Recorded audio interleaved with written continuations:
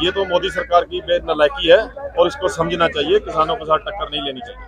मेरा आप सबका अंत आ गया मोदी सरकार का, क्योंकि ये मशीनां राਹੀਂ वोटिंग कराਉਂਦਾ ਤਾਂ ਜਿੱਤ ਜਾਂਦਾ, ਜੇ ਪੇਪਰ ਰਾਹੀਂ ਵੋਟਿੰਗ ਕਰਾਵੇ ਤੇ ਜਿੱਤਦਾ ਨਹੀਂ। ਇਹ ਸਿਰਫ ਤਾਨਾਸ਼ਾਹੀ ਆਪਦਾ ਹੁਕਮ ਚਲਾਉਂਦਾ ਹੈ। ਇਹਦਾ ਅੰਤ ਆ ਗਿਆ, ਹੁਣ ਇਹਨੇ ਮਰਨਾ, ਹੋਰ ਇਹਦਾ ਕੋਈ ਨਹੀਂ ਇਹਦੇ ਪੱਲੇ ਦੇ। कोई भी कैसा हो, कामरेड हो, दीप सिद्धू जैसा कोई नहीं लड़ सकता। तो सरदार जी आपने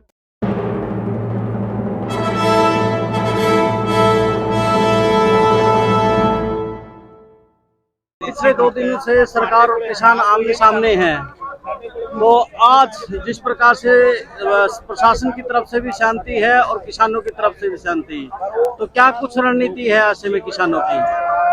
शांति इसलिए आज सरकार ने शाम के 5 बजे तक का टाइम दिया है कि हमको 5 बजे तक का टाइम दो, हम कोई बातचीत करने के लिए कोई हल निकालेंगे, इसलिए शांति है इधर। तो जिस प्रकार से भाजपा और जो उसके कार्यकर्ता है किसान आंदोलन को बदनाम करने के लिए लगे हुए हैं, तो किसानों की क्या कुछ रणनीति है उसके ऊपर? ये तो शुरू से कोई नया काम नहीं है। जो आंदोलन को खराब करने वाले गुंडे बदमाश सरकार पहले से भी तो आपने बेइज्जती है। पहले जो हमारा 2021 में किसान मोर्चा लगा था, उसमें मोदी सरकार लड़कियां भी बेचती थी रात को, और शराब के कैंटर भी बेचती थी कि किसानों को शराब पिला के कोई गलत इनसे कोई गलत आवाज निकालो, कोई गलत गल मुंह से निकालो। ये तो सरकार के हथकंडे होते हैं, इनसे कोई फर्क नहीं पड़ता। तो सरदार जी, जिस प्रकार से जो मीडिया है, जिसको आप गोदी मीडिया कहते हैं, वो इस प्रकार की खबरें चलाए हुए हैं कि इससे आम जन प्रभावित है, और एम्बुलेंसों की तस्वीरें दिखाई जा रही है, तो दूसरी तरफ आम जन प्रभावित है वो दिखाई जा रही है, तो क्या कहेंगे आप? इसकी ये तो सेंटर की चालें होती है सभी के मोर्चा फेल करने के लिए, और ऐसी कोई बात नहीं है। ना ही हम डरने वाले, नहीं दबने वाले, नहीं चुकने वाले। अभी जो संयुक्त किसान मोर्चा बना था, एसकेएम बना था, अब यह एसकेएम पूरा इधर नहीं है, इधर सिर्फ 3-4 जथेबंदी आई है। बाकी जो पंजाब का सबसे बड़ा ग्रुप है उगराहा ग्रुप, वो 2-3 दिन के बाद आएगा। उसके साथ 5 लाख लोग आएंगे, सरकार के सब वहम निकाल के जाएंगे। फिलहाल कौन सी जथेबंदी आई है साथ में जी? फिलहाल इधर आ जाइए आप। तो फिलहाल कौन सी जथेबंदी साथ आई है आपके? अभी तो हमारे प्रधान जी जगजीत सिंह डल्लेवाल सिद्धूपुर है जो, वो आए हैं, और 2-3 जथेबंदियां हो रही हैं। बाकी का ये कम से कम 20 जथेबंदियां और आएंगी। तो अब तक जो जथेबंदी नहीं आई है, क्या कारण है कि वो अब तक नहीं आ पाई है? वो जथे लीडर की पॉलिसी आपकी भी, कौन से लीडर ने कहाँ पर लड़ना है, कौन से लीडर ने पंजाब में लड़ना है, कौन से लीडर ने रेल रोकनी है, कौन से लीडर ने बॉर्डर पर लड़ना है, वो लीडर की हमारे जो प्रधान है उनकी पॉलिसी है जी। तो सरदार जी, किसान हरियाणा के किसानों को लेकर के बात करें तो हरियाणा के जो यूनियनें हैं उनका क्या कुछ रुख है? हरियाणा का बहुत सहयोग है। हरियाणा हमारा छोटा भाई है, हमको बड़ा भाई मानता है। हरियाणा का बहुत सहयोग है, हरियाणा के बगैर तो आंदोलन नहीं लड़ा जा सकता। तो 5 बजे अगर सहमति बन जाती है या नहीं बनती है, तो उसकी रणनीति क्या कुछ रहेगी उसके बाद? सहमति बनानी या नहीं बनानी है मोदी सरकार का काम है, खट्टर सरकार का काम है, साडा काम नहीं। सहमति बना लेंगे चंगी गल है, सब आप अपने राजी खुशी अपने घर को चले जाएंगे। नहीं सहमति बनाएंगे, हम इधर लड़ने के लिए नहीं, मरने के लिए आए हैं। आज देखो सभी युवा मरने के लिए तैयार खड़े हैं, लेकिन हमारे जो नेता हैं, हमारे लीडर हैं किसान यूनियन के, सभी ने युवाओं को रोका हुआ है कि किसी की तरह की वायलेंस नहीं करनी। अगर जिस तरह सरकार वायलेंस करती है, अगर इधर हमारे यूनियन या किसी भी वायलेंस होगी, ये गाड़ियाँ गुड़ी तो हमारा 5 मिनट का काम है। सरदार जी, जिस प्रकार से दोनों से सवाल, तो सरदार जी, जिस प्रकार पिछले जो आंदोलन था, उस आंदोलन के दौरान बॉर्डर तोड़ते हुए निकले थे, लेकिन 2 दिन के बाद भी बॉर्डर नहीं तोड़ पाए हैं, तो क्या कुछ इसमें लगता है आपको? ये बॉर्डर तोड़ने की तो कोई बड़ी बात नहीं है, पर ये हमारे जो किसान लीडर है ना, उनके रुके हुए हैं। ये तो बॉर्डर तोड़ने वाली तो कोई बड़ी बात नहीं है। पिछले साल तो आदेश थे, तोड़ते चले गए। अभी ये मीटिंग का जो वार्ता है वो सरकार के साथ चल रहा है, उसी के तहत किसान लीडरों ने रोके हुए हैं। बॉर्डर तोड़ने की तो कोई बड़ी बात नहीं है। बॉर्डर में मोदी थोड़ी खड़ा तय पुलिस, वो भी हमारे भाई हैं, हमारे बच्चे हैं। पुलिस में भी हमारे किसान के 4 बेटे होते हैं, 2 एक फौज में होता है, एक पुलिस में, 2 खेत में होते हैं, वो भी हमारी है। वो ज्यादा मोदी खुद आ जाए, खट्टर खुद आ जाए, 2-2 हाथ करके देख लेंगे भाई, कोई बात नहीं। कल्ले से कल्ला, जो हमारी इनके साथ लड़ाई कल्ले हुई से है। कल्ला जो मर्जी है। सरदार जी, एक कहावत है कि हमेशा से जो तानाशाह होता है वो तानाशाह फौज को आगे खड़ा करता है, पुलिस को आगे खड़ा करता है और खुद पीछे होता है, तो वो तो आ नहीं सकते। ये तो एक ਇਹ ਮੋਦੀ ਸਰਕਾਰ ਦਾ ਅੰਤ ਆ ਗਿਆ, ਮੋਦੀ ਸਰਕਾਰ ਦਾ, ਕਿਉਂਕਿ ਇਹ ਮਸ਼ੀਨਾਂ ਰਾਹੀਂ ਵੋਟਿੰਗ ਕਰਾਉਂਦਾ ਤਾਂ ਜਿੱਤ ਜਾਂਦਾ, ਜੇ ਪੇਪਰ ਰਾਹੀਂ ਵੋਟਿੰਗ ਕਰਾਵੇ ਤੇ ਜਿੱਤਦਾ ਨਹੀਂ। ਇਹ ਸਿਰਫ ਤਾਨਾਸ਼ਾਹੀ ਆਪਦਾ ਹੁਕਮ ਚਲਾਉਂਦਾ ਹੈ, ਇਹਦਾ ਅੰਤ ਆ ਗਿਆ, ਹੁਣ ਇਹਨੇ ਮਰਨਾ, ਹੋਰ ਇਹਦਾ ਕੋਈ ਨਹੀਂ ਇਹਦੇ ਪੱਲੇ ਰਿਹਾ। आप कहते हैं तानाशाही और अंत आ गया है, लेकिन देखा जाए चर्चाएं जो राम मंदिर के बाद चली है कि हम 400 पार तक लेके जाएंगे, क्या लगता है आपको? नहीं नहीं, कितने नहीं जाता है। ईवीएम के जरिए ही लेके जा सकते हैं, वैसे वोट बैंक के लोकतंत्र के जरिए नहीं, क्योंकि ये धर्म के नाम के ऊपर राजनीति करते हैं। पर ये अब लोग समझदार हो चुके हैं, कोई ऐसी बात नहीं है, तो वो सरदार कहने जी, की बात है। यही तो बात है कि ईवीएम है चाहे धर्म है, इस चक्र को कैसे तोड़ पाएंगे? इसको तो बेल्ट पेपर से वोट हो तो छोड़ पाएंगे, कोई बात नहीं। अब की बार देखना यार, वैसे ही टूट जाएंगे, कोई बात नहीं। किसानों का संघर्ष तोड़ेगा, ये किसानों का संघर्ष तोड़ेगा, हौली हौली तोड़ेगा, टाइम लगेगा, तोड़ देंगे जरूर। किसानों के साथ में और साथ किन किन वर्गों का है आपके साथ? हमारे साथ किसान, मजदूर, एकता और सभी भाईचारा हमारे साथ हैं।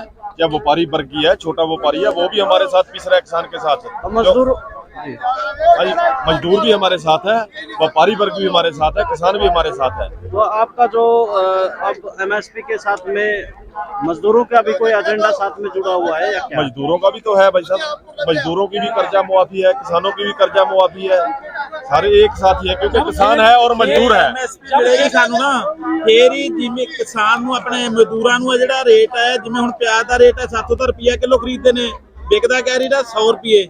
ਜਦੋਂ MSP ਹੋਵੇ, ਜੇ ਉਹ 10 ਰੁਪਏ ਵਿਕੂਗਾ ਤਾਂ ਕਿਸਾਨ ਤੋਂ ਖਰੀਦਿਆ ਜਾਊਗਾ, ਤਾਂ ਬਾਲਾ ਜ਼ੋਰ ਪਾ ਕੇ 15 ਰੁਪਏ ਵਿਕ ਜਾਏਗਾ, 12 ਰੁਪਏ ਵਿਕ ਜਾਏਗਾ।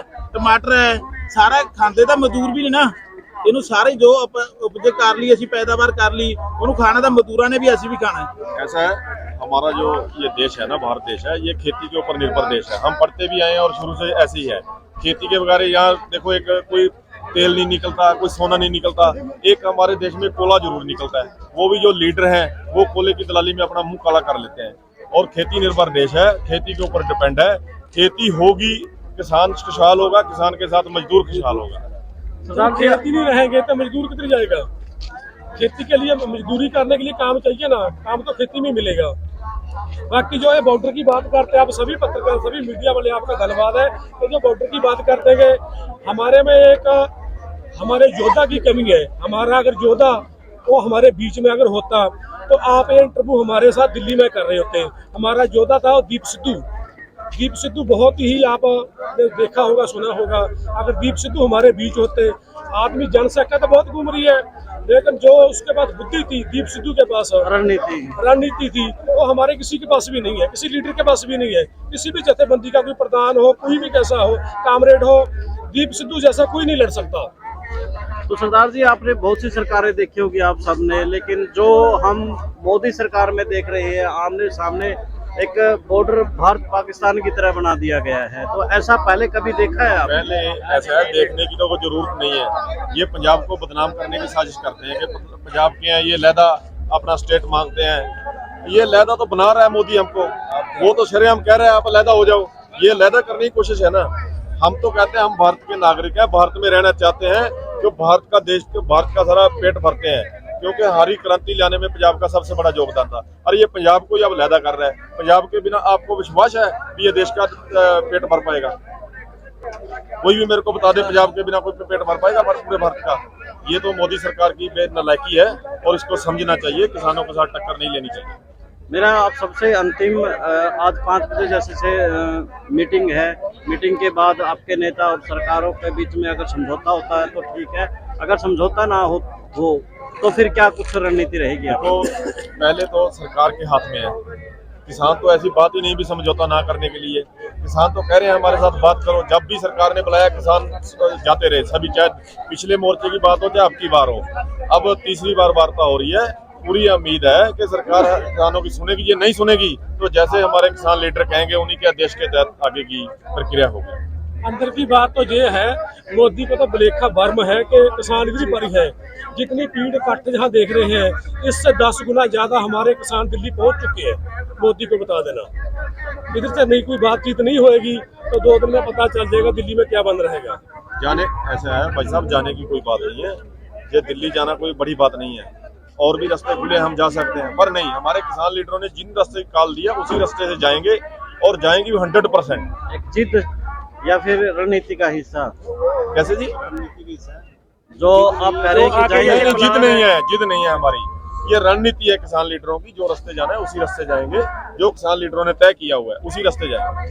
ਸਾਡੀਆਂ ਮੰਗਾਂ ਮੰਨ ਲੈ, ਸਾਨੂੰ ਕੀ ਲੋੜ ਹੈ ਅਸੀਂ ਜਾ ਕੇ ਕੀ ਕਰਨਾ ਹੈ? ਅਸੀਂ ਆਪਦੇ ਘਰੇ ਬੈਠੀਏ, ਅਸੀਂ ਕੀ ਕਰਨਾ ਉੱਥੇ ਜਾ ਕੇ?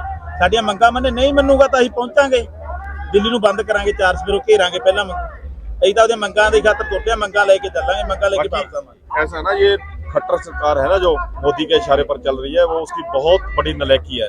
देखो, पंजाब से बॉर्डर से लेके पाकिस्तान बॉर्डर से लेके हरियाणा बॉर्डर तक किसान पहुंच चुके हैं। कहीं भी एक पैसे का किसी किसान ने नुकसान नहीं किया। हमारा हरियाणा में तो कोई चक्कर नहीं है, हरियाणा से तो हमको रास्ता चाहिए, निकलना है खाली। हमारी बात तो राजधानी में करनी है ना, राजधानी तो हरियाणा की भी है, पंजाब की भी है, सभी का जाना हक बनता है।